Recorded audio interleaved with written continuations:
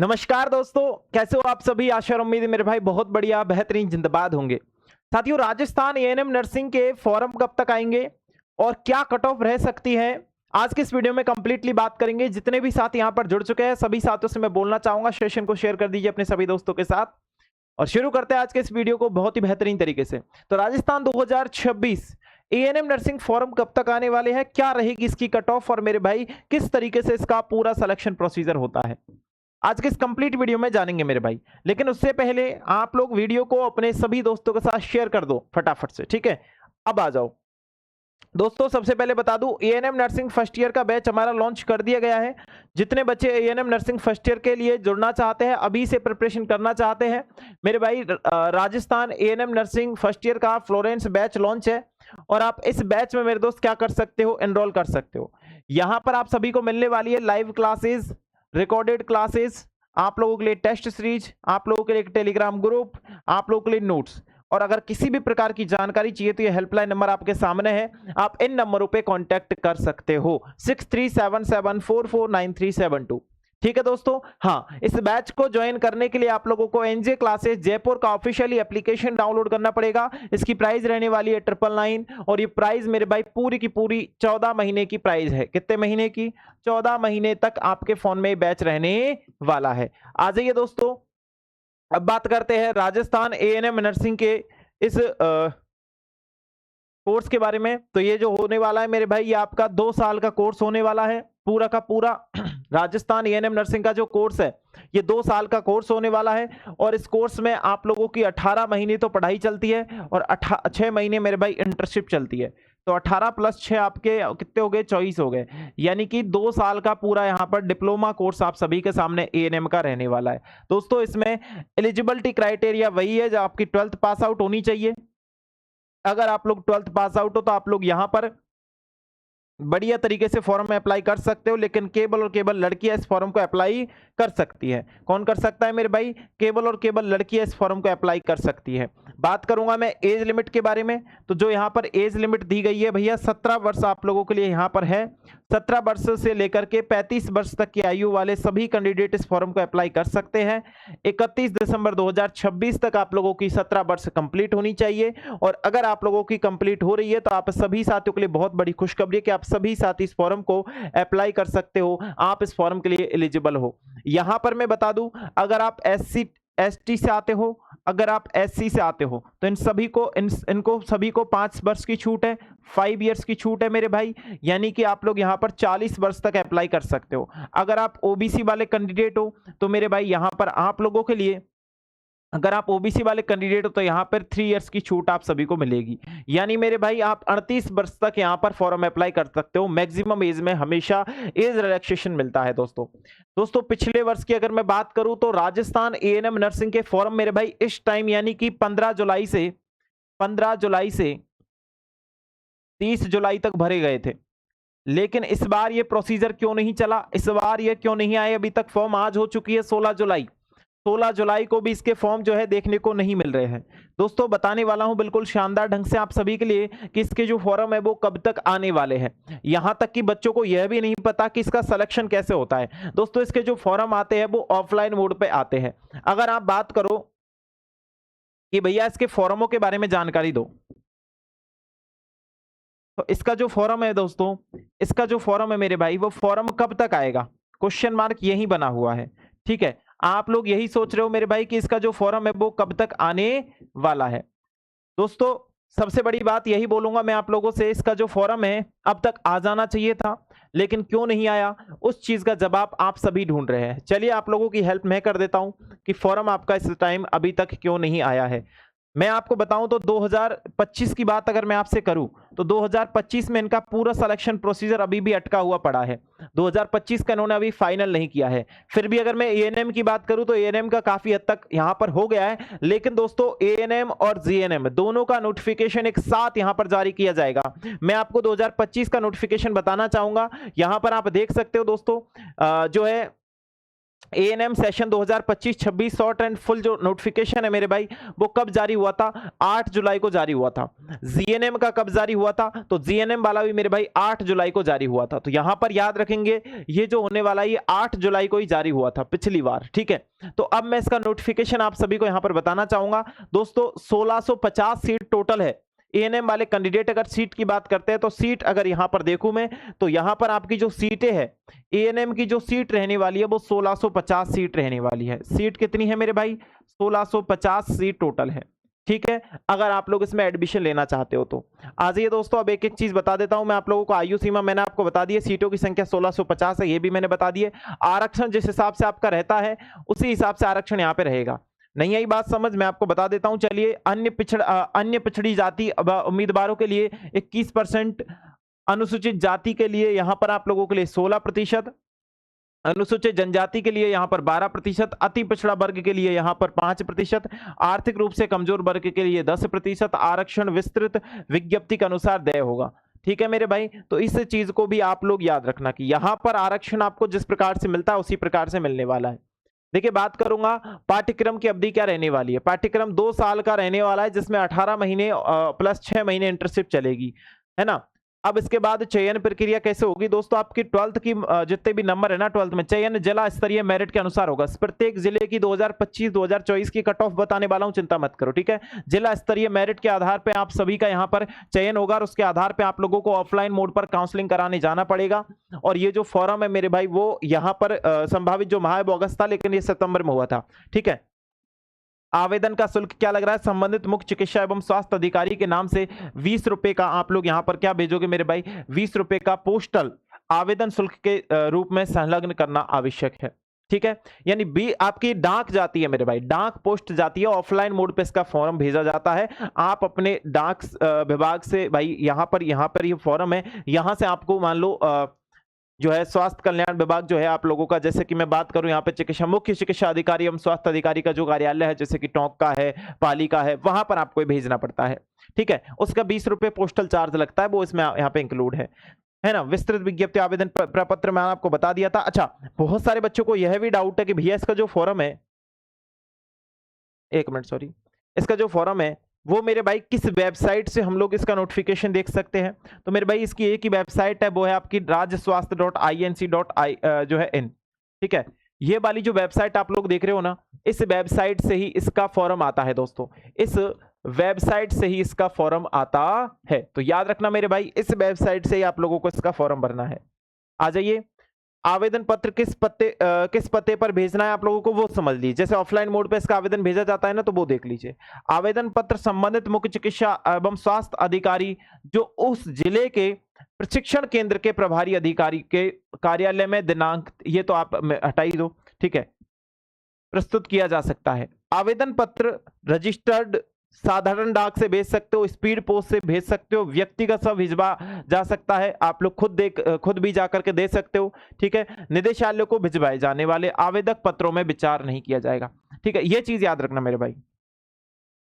तो आप लोगों को जो जिस भी जिले में आप लोग को फॉर्म अप्लाई करना है, मान लो मैं हूं, मेरा जिला है करौली, अब मैं ये चाहता हूं कि मैं भैया करौली में ही एएनएम का एडमिशन चाहता हूं, है ना। या फिर मैं चाहता हूं कि मैं जो है दौसा में, जयपुर में, या फिर टोंक में, पाली में, मेरे भाई बूंदी में, किसी भी जिले में आप लोग फॉर्म भिजवा सकते हो। कितने भी जिलों में फॉर्म भिजवा सकते हो। अलग अलग जिले की अलग अलग कट ऑफ निकलती है और उसके आधार पे एक डेट फिक्स होती है। उस डेट को आप लोगों को जाना होता है उस कॉलेज में, और वहां पर जाकर के आपकी ऑफलाइन मोड पर काउंसलिंग कराई जाती है। 5 गुना बच्चों को बुलाया जाता है, 5 गुना बच्चे वहां पर जाते हैं मेरे भाई, याद रखना इस बात को, ठीक है। क्या आप लोगों को समझ में आ गई? हाँ बिल्कुल।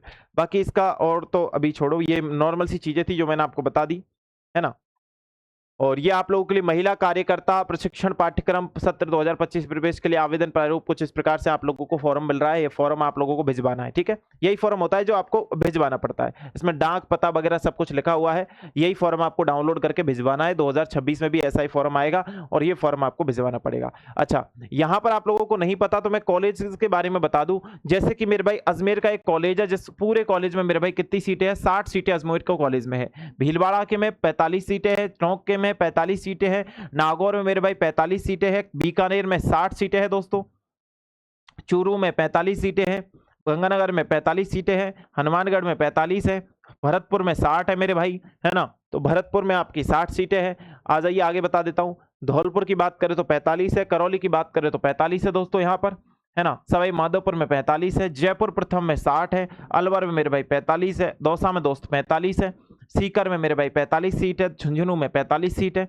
कोटा में 60 सीटें हैं, बूंदी में आपकी 45 सीट है ना, बारां में 45 है, झालावाड़ में भी 45 सीटें हैं। ठीक है, एक एक जिले की कट ऑफ निकलती है और एक एक जिले की कट ऑफ भी मैं बताने वाला हूँ। उदयपुर में भी 60 है। इस प्रकार से सारी सीट मिलाकर के 1650 सीट बनती है ना। और इनके बारे में बता भी चुका हूं, 1650 सीट बनी तो वो कैसे बनी दोस्तों। अब मैं आपको बता देता हूं, इसी के डिस्क्रिप्शन बॉक्स में, इस वीडियो के डिस्क्रिप्शन बॉक्स में हमारे टेलीग्राम की लिंक लगी हुई है।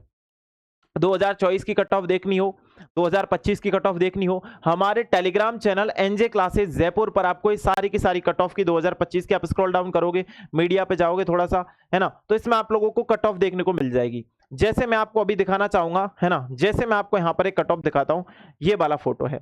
इस वाले फोटो की अगर मैं बात करूँ तो कट ऑफ कहाँ की है, ये कट ऑफ है पाली की। पाली में अनारक्षित वर्ग की कितनी गई थी मेरे भाई, 90 के आसपास, मतलब 89 के आसपास गई थी कट ऑफ। ठीक है, उसके बाद यहां पर ओबीसी वाले कैंडिडेट की कितनी गई थी मेरे भाई, 88% गई थी। ठीक है दोस्तों, हाँ। अनुसूचित जाति संवर्ग की 85% गई थी। अनुसूचित जनजाति संवर्ग की मेरे भाई 83.60% गई थी। एमबीसी संवर्ग की मेरे भाई यहाँ पर 85 यानी 85 गई थी। ईडब्ल्यूएस वाले कैंडिडेट की 85 गई थी। ठीक है, आंगनवाड़ी कार्यकर्ता है उनकी 47 गई थी। केवल एक पैर से दिव्यांग है उनकी जो है 45 गई थी। आशा सहयोगिनी की मेरे भाई यहाँ पर आपकी 58 गई थी। अब ऐसे ही हर जिले की कट ऑफ मैंने यहाँ पे डलवा रखी है। जैसे दोस्तों ये वाली जो कट ऑफ है ना, ये टोंक की कट ऑफ है। जो टोंक में जो आपकी जो है एएनएम की कट ऑफ निकली थी, वो क्या निकली थी, तो टोंक में जनरल की 91% गई थी मेरे भाई। जनरल जो है उसकी 91% गई थी टोंक में दोस्तों। ठीक है, अगर मैं ओबीसी की बात करूं तो 89 गई थी, एमबीसी की बात करूं तो 88 गई थी, एससी की बात करूं तो 87, एसटी की बात करूं तो 88, ईडब्ल्यूएस की 86। ठीक है, आंगनवाड़ी की आपकी 54। अब ऐसे ही बहुत सारी कट ऑफ, ये देखो राजसमंद की कट ऑफ देख लीजिए आप लोग। राजसमंद में क्या कट ऑफ गई थी, तो जनरल की 88 कट ऑफ गई थी, अनुसूचित जाति की 85 गई थी, अनुसूचित जनजाति की 84 गई थी, अन्य पिछड़ा वर्ग की 88 गई थी, अति पिछड़ा वर्ग की 86 गई थी, आर्थिक रूप से कमजोर वर्ग की 83 गई थी। ये सारी की सारी कट ऑफ आप लोगों को हमारे टेलीग्राम चैनल पर डली हुई है, वहां से जाकर के भी आप देख सकते हो। आप पहले से ही कट ऑफ का आइडिया लगा के चलो। 2024 की भी कट ऑफ इसमें है, ये 2025 की बता रहा हूं मैं। 2024 की कट ऑफ भी आपको मिल जाएगी। ऐसे ही आप लोगों की कट ऑफ यहां पर आएगी। ऑफलाइन आपका फॉर्म भरा जाएगा और इस प्रकार से ही आपकी कट ऑफ आएगी। देखो जैसलमेर की कट ऑफ की अगर मैं बात करूं, जहां पर बहुत कम जो है पब्लिक पहुंचती है, या फिर मैं एक तरीके से बताऊं कि कम लोग वहां के लिए फॉर्म भिजवाते हैं, है ना, तो यहां पर जो जैसलमेर की कट ऑफ है, अगर अनारक्षित वर्ग की देखो, अनरिजर्व्ड कैटेगरी है तो 88.60 गई थी। आर्थिक रूप से कमजोर ईडब्ल्यूएस की 82 गई थी। अन्य जो ओबीसी वाले मेरे भाई 87 गई थी। एमबीसी वाले तो 85 गई थी, एससी वाले तो 85 गई थी, एसटी वाले तो 83 गई थी। तो इस प्रकार से यहां पर आप लोगों की कट ऑफ रही थी मेरे भाई 2025 की। श्री गंगानगर की कट ऑफ देख लीजिए मेरे भाई। श्री गंगानगर की कट ऑफ क्या गई थी, तो अनारक्षित वर्ग है मेरे भाई, तो यहां पर उनकी 88, ईडब्ल्यूएस वाले कैंडिडेट है तो 61, अन्य पिछड़ा वर्ग है तो मेरे भाई आपका यहाँ पर 87, एमबीसी वाले कैंडिडेट है तो 86, अनुसूचित जाति वाले कैंडिडेट है 87, अनुसूचित जनजाति वाले कैंडिडेट है 83, है ना। अब यहाँ पर बोलेंगे सर ईडब्ल्यूएस वाले कैंडिडेट इतने कम क्यों गई है कट ऑफ, यहाँ पर 61 क्यों गई है, क्योंकि मेरे भाई ऐसी ऐसी जगह रह जाती है जहां पर बच्चे कम फॉर्म अप्लाई करते हैं या कम फॉर्म भिजवाते हैं। जब वहां पर कम फॉर्म भिजवाएंगे, मान लो 5 बच्चों ने ईडब्ल्यूएस वालों ने फॉर्म भिजवाया और पहले ही बच्चे की जो मार्क्स है मेरे भाई वो लगभग आप लोगों के 80 के लगभग है, या मेरे भाई मैं बोलूं 75 है, तो इस प्रकार से कट ऑफ घट जाती है कई बार। ठीक है, सीकर की कट ऑफ के बारे में बात करूंगा तो 92 यहां पर जनरल की गई थी। सीकर वाले कैंडिडेट सुन लीजिए, ठीक है, सीकर वाले मेरे भाई सुन लेंगे। यहां पर जनरल की ही जो कट ऑफ गई थी 92 गई थी, ओबीसी वाले कैंडिडेट की 90 गई थी, अनुसूचित जाति वाले कैंडिडेट की 88 गई थी, अनुसूचित जनजाति वाले कैंडिडेट 85 गई थी, अति पिछड़ा वर्ग एमबीसी वाले तो 89 गई थी, आर्थिक रूप से कमजोर वर्ग ईडब्ल्यूएस वाले तो 87, है ना, विधवा तलाकशुदा है तो 74, दिव्यांग जन है तो 55, आशा सामान्य तो मेरे भाई 58, आशा ओबीसी वाली है तो भैया 43, आशा एससी वाली है तो भैया आपकी 53, इस तरीके से। बांसवाड़ा की कट ऑफ आपके सामने है और बहुत कम कट ऑफ गई थी भैया बांसवाड़ा की पिछले साल। ठीक है, बांसवाड़ा वाले बच्चे इस चीज को विशेषकर ध्यान रखें, बहुत कम कट ऑफ गई थी बांसवाड़ा की पिछली बार। ठीक है, अनारक्षित वर्ग ओबीसी की देखो कहां से शुरू हो रही है, 83 से शुरू हो रही है। अगर मैं बोलूं अनुसूचित जाति की कट ऑफ गई थी तो 82 गई, 82। अनुसूचित जनजाति 78, दिव्यांग जन है 46 दोनों की। चलो, अब मैंने ये चीज आपको बता दी है, मतलब इस तरीके की कट ऑफ यहां पर गई थी पिछली बार। ठीक है, और मैं यही चीज आपको बताना चाह रहा हूं। अजमेर की कट ऑफ देख लीजिए, क्योंकि बच्चों का डिमांड रहता है अजमेर का, क्योंकि ऐसी जगह बच्चे ज्यादा जाना पसंद करते हैं जहां पे सिटी एरिया है ना। तो जैसे मैंने बोला जैसलमेर वाला, बांसवाड़ा वाला एरिया बोला मैंने, कितनी कम कट ऑफ गई थी। इसी तरीके से हर जगह की मेरे भाई जहां पर कम कट ऑफ गई है ना, वहां तुम्हारे लिए ऑप्शन है कि तुम लोग वहां पर अब फॉर्म डाल सकते हो। ठीक है, अगर मैं बोलूं जो है आशा जो अनारक्षित वर्ग है उसकी 90.60 गई थी, और उसके बाद 87 गई थी। आप खुद देख सकते हो 86 गई थी, 89, इस प्रकार से कट ऑफ यहां पर आपके जो है अजमेर की गई थी। झालावाड़ की कट ऑफ आपको पता है, जनरल की 89 गई थी मेरे दोस्त। जनरल वाले कैंडिडेट इस चीज को ध्यान रखें, जनरल की 89 गई थी मेरे भाई। ठीक है, और अगर मैं बात करूं ईडब्ल्यूएस वाले कैंडिडेट की, तो आप सभी के सामने कट ऑफ यहां पर विजिबल है। बढ़िया तरीके से आप हमारे टेलीग्राम चैनल पर जाकर के सारी की सारी कट ऑफ्स को देख सकते हो। नागौर वाले बच्चे अगर ध्यान दे तो नागौर में देख लीजिए 90.40 गई थी मेरे भाई, है ना।